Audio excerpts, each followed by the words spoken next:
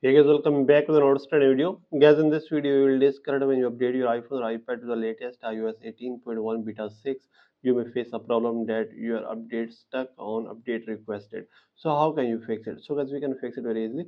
So simply guys, first of all, you may just go back and first of all guys, you may just open the settings of your iPhone or iPad and guys, you make sure that you have an active internet connection. If you're connected to Wi-Fi, you may click here on your Wi-Fi, click here on Wi-Fi name. Here is the option of forget this network, so you may click here and connect it again.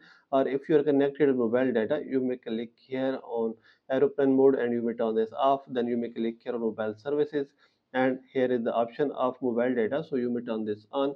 And then you may click here on mobile data options and you may select voice and data, and you may select 4G from here. Then guys, you may go back again and you may scroll it down, and here's the option of VPN. If there is any connected VPN, you may disconnect it.